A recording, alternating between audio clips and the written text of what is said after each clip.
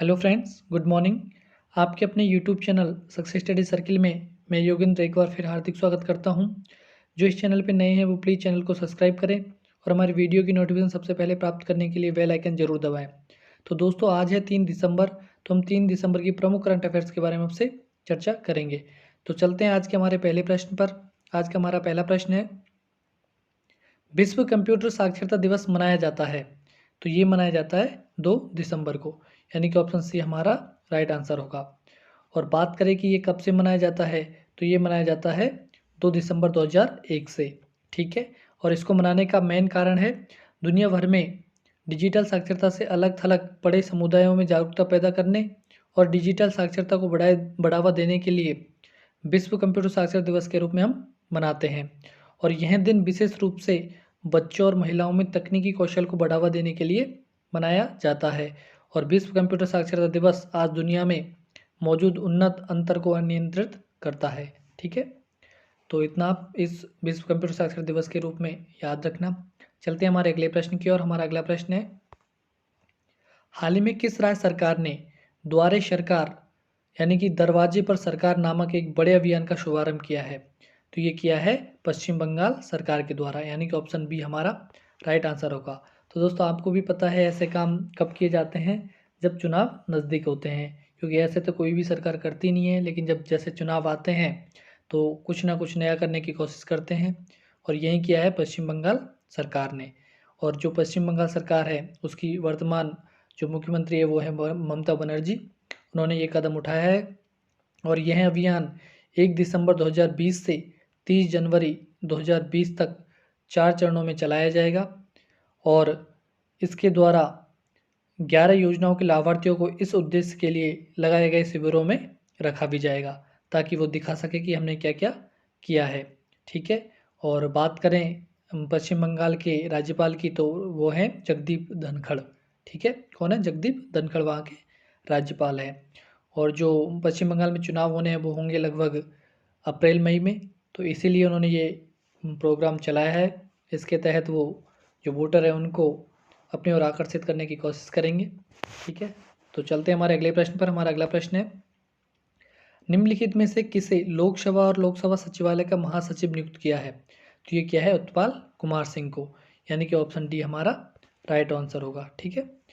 तो और इन्होंने स्थान लिया है स्नेहलता श्रीवास्तव का। किसके स्थान पर बने हैं ये बने हैं स्नेहलता श्रीवास्तव के स्थान पर। ठीक है। चलते हैं हमारे अगले प्रश्न पर। हमारा अगला प्रश्न है, केंद्रीय रेल मंत्री पीयूष गोयल ने किस राज्य में उत्तर पश्चिम रेलवे के नए विद्युतीकरण दीघावाड़ा बांदीकुई रेलखंड का उद्घाटन किया है? तो ये किया है राजस्थान में, यानी कि ऑप्शन बी हमारा राइट आंसर होगा। और साथ ही रेल मंत्री पीयूष गोयल ने जो जयपुर रेलवे खंड है बांदीकुई वाला, इस पर रेल को भी चलाकर हरी झंडी दे दी है। ठीक है। बढ़ते हमारे अगले प्रश्न पर। हमारा अगला प्रश्न है, हाल ही में किसने सहकार प्रज्ञा नामक एक नई पहल का अनावरण किया है? तो ये किया है नरेंद्र सिंह तोमर ने, यानी कि ऑप्शन बी हमारा राइट आंसर होगा। ठीक है। और जो नरेंद्र सिंह तोमर है वो कृषि और किसान कल्याण, ग्रामीण विकास, पंचायत राज और खाद्य प्रसंस्करण मंत्री हैं। और उन्होंने ही सहकार प्रज्ञा को अनावरण किया है। और बात करें सहकार प्रज्ञा योजना के बारे में, तो इस पहल के तहत किसानों के लिए 45 नए प्रशिक्षण मॉड्यूल तैयार किए गए हैं, जिनमें एनसीडीसी द्वारा देश के ग्रामीण क्षेत्रों में प्राथमिक सहकारी समितियों को प्रशिक्षण प्रदान किया जाएगा। और प्रशिक्षण मॉड्यूल का उद्देश्य जानकारी और संगठनात्मक कौशल प्रदान करना है और देश में प्राथमिक सहकारी समितियों को तैयार करने का प्रयास करना है, जो सरकार की आत्मनिर्भरता भारत पहल में एक बहुत बड़ी अपनी भूमिका निभाने में सक्षम बन सके। ठीक है। चलते हैं हमारे अगले प्रश्न पर। हमारा अगला प्रश्न है, गुरु नानक देव जी की जयंती के अवसर पर पीएम मोदी और सिखों के साथ उनकी सरकार के विशेष संबंध नामक एक पुस्तिका का विमोचन किसके द्वारा किया गया है? तो ये किया गया है प्रकाश जावड़ेकर के द्वारा, यानी कि ऑप्शन सी हमारा राइट आंसर होगा। और प्रकाश जावड़ेकर के साथ थे कौन? हरदीप सिंह पुरी भी, यानी कि इन दोनों ने मिलकर इसका अनावरण किया है। और जो हरदीप सिंह पुरी हैं वो तो हैं केंद्रीय नागरिक उड्डयन और आवासीय शहरी मामलों के मंत्री, और प्रकाश जावड़ेकर हैं केंद्रीय सूचना प्रसारण मंत्री। प्रकाश जावड़ेकर कौन है? केंद्रीय सूचना प्रसारण मंत्री। इन दोनों ने मिलकर इस पुस्तक का विमोचन किया है। ठीक है, बढ़ते हैं हमारे अगले प्रश्न पर। हमारा अगला प्रश्न है, हाल ही में बाटा ने नई वैश्विक मुख्य कार्यकारी अधिकारी के रूप में किसे चुना है? तो ये चुना है संदीप कटारिया को, यानी कि ऑप्शन बी हमारा राइट आंसर होगा। और इन्होंने स्थान लिया है अलेक्सिस नारेड का। ठीक है, किसका स्थान लिया है? अलेक्सिस नारेड का। और बात करें बाटा की, तो बाटा का हेडक्वार्टर है लॉजेन स्विट्जरलैंड में, और इसकी स्थापना की गई थी 24 अगस्त 1894 को। ठीक है, बाटा के बारे में आपको पता ही होगा कि बाटा एक जूतों की कंपनी है, और जो संदीप कटारिया हैं वो पहले भारतीय बने हैं जो बाटा के मुख्य कार्यकारी अधिकारी के रूप में चुने गए हैं। ठीक है, इतना आप ध्यान रखना।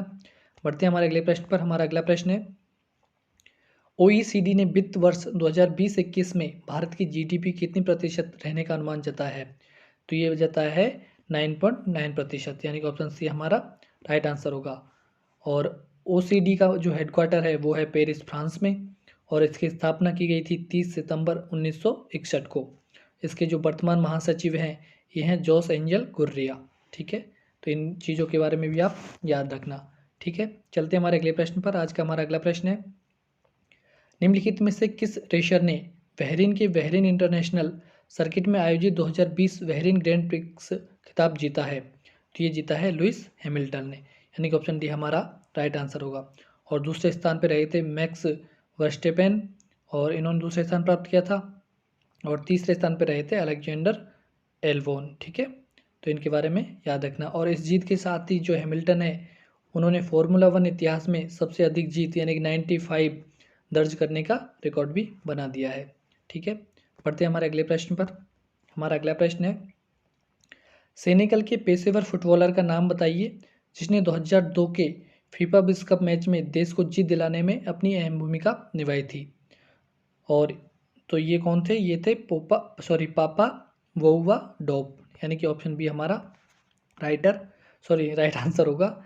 और आप सोच रहे होंगे कि 2002 का क्वेश्चन मैंने क्यों लिया है, तो इसके पीछे रीज़न है कि जो सेनेगल के जो पेशेवर फुटबॉलर हैं पापा वोउवा डोप, इनका हाल ही में निधन हो गया है, जिस कारण ये काफ़ी चर्चाओं में है। ठीक है, तो इसका आप ध्यान रखना। तो अब एक बार फिर हम जो कल के हमारे बेस्ट 5 क्वेश्चन थे उनका रिवीजन कर लेते हैं। हाल ही में सूर्यधर झील का लोकार्पण कहाँ पर किया गया है? तो ये किया गया है उत्तराखंड में, यानी कि ऑप्शन बी हमारा राइट आंसर होगा। भारत का सीरम संस्थान कहाँ स्थित है, जहाँ हाल ही में मोदी ने कोविड-19 वैक्सीन पर विकास और विनिर्माण प्रक्रिया की समीक्षा करने का दौरा किया था? तो ये है पुणे में। कहाँ पर है सीरम? पुणे में, यानी कि ऑप्शन ए हमारा राइट आंसर होगा। अगला प्रश्न है हमारा, राष्ट्रीय डेयरी विकास बोर्ड का नया अध्यक्ष किसे नियुक्त किया गया है? तो ये किया गया है वर्षा जोशी को, यानी कि ऑप्शन डी हमारा राइट आंसर होगा।